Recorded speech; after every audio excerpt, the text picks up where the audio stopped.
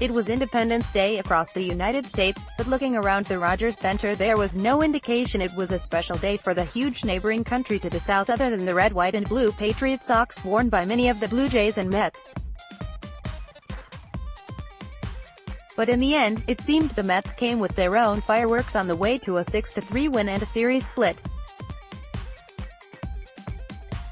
The Mets' Jose Bautista makes contact during fifth-inning play against the Blue Jays on Wednesday. Bautista was 1 for 5 with an RBI in helping New York beat Toronto 6-3 at the Rogers Center. Steve Russell, Toronto Star, Jays starter Marcus Stroman, a proud New Yorker from Long Island, was making his first career start against the Mets. His first 2 outings upon returning from the disabled list had been solid, bordering on sensational, allowing 1 earned run in 12 innings. But after a 7-inning effort against the Tigers, he came up short Wednesday, running his season record to 1-6 with a 6.33 ERA. "Just lost feel," Stroman said. "I just didn't have the feel for anything today from pitch 1. I walked the leadoff batter, super uncharacteristic of me.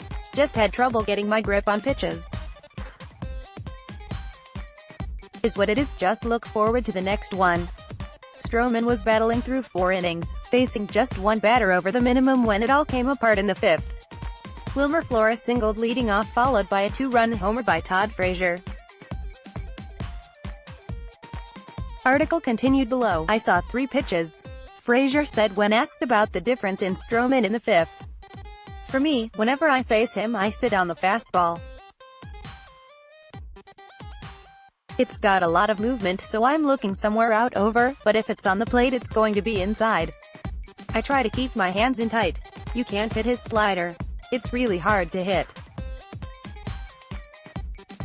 I got lucky, pulled my hands in and got bat on the ball. A double and a walk put runners at first and second for Jose Bautista, who singled up the middle to drive in the Mets' 4th run of the game. Stroman allowed another RBI single and then was replaced by Luis Santos after just 4 2/3 innings.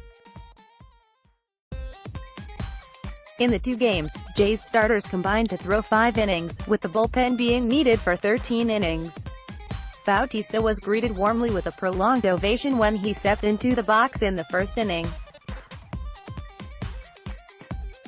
Former teammate Russ Martin stepped out in front of the plate to allow the moment to continue, with Bautista at first turning to all 4 corners of the stadium to wave and then doffing his helmet before stepping in.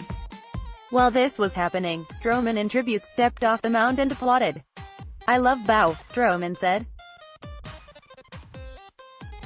"From the bottom of my heart he's a huge friend, role model, mentor of mine from the very beginning. I respect him for not only teaching me things about baseball but about life in general. He's someone I go to when I'm going through things and, like I said, he's a true friend.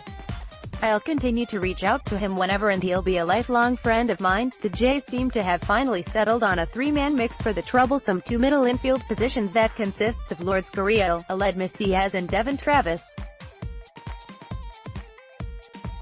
In 3 consecutive games, Gurriel, after being recalled from AAA Buffalo, has started twice at second and once at shortstop.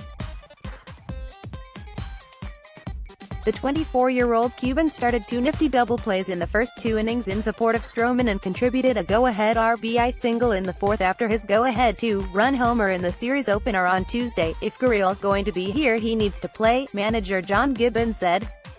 "Then you want to give third baseman Yangervis Solarte a day here and there. If we were in a jam like F. Curtis Granderson's DHing and we need another outfielder, put Gurriel out there. He'd be the next guy in line. He's been locking in on the middle infield spots, but he can do it. I say that because he can run." Article continued below. Gurriel is signed to a free agent major league contract through 2023. He spent an injury-plagued first season trying to find himself in the Jays farm system, but they always knew they had a special talent.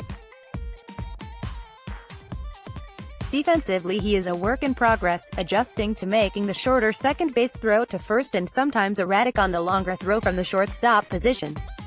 "We knew the talent, for sure," Jays GM Ross Atkins said. Assistant GM, Andrew Tinish, did a great job in leading that scouting effort, and we had a lot of history. We had a lot of reps with him.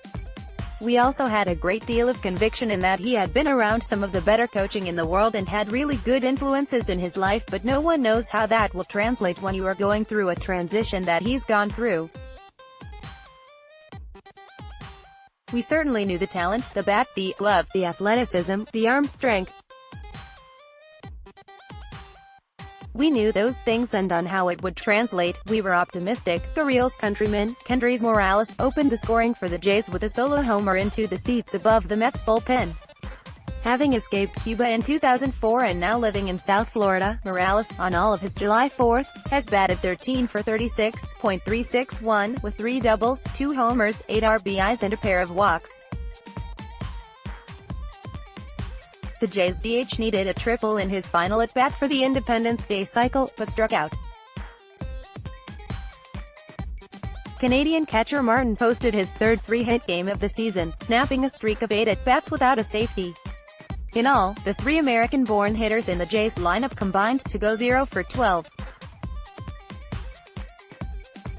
The Jays used both of the relief pitchers that were brought up on Wednesday after the pen had recorded 26 outs in winning the night before. Right-hander Luis Santos threw 1 1/3 innings in relief of Stroman, while righty Rainer Cruz entered in the 8th in relief of Aaron Liu. Earlier in the day, Preston Guillemette had been designated for assignment, while lefty Tim Maza was optioned to Buffalo.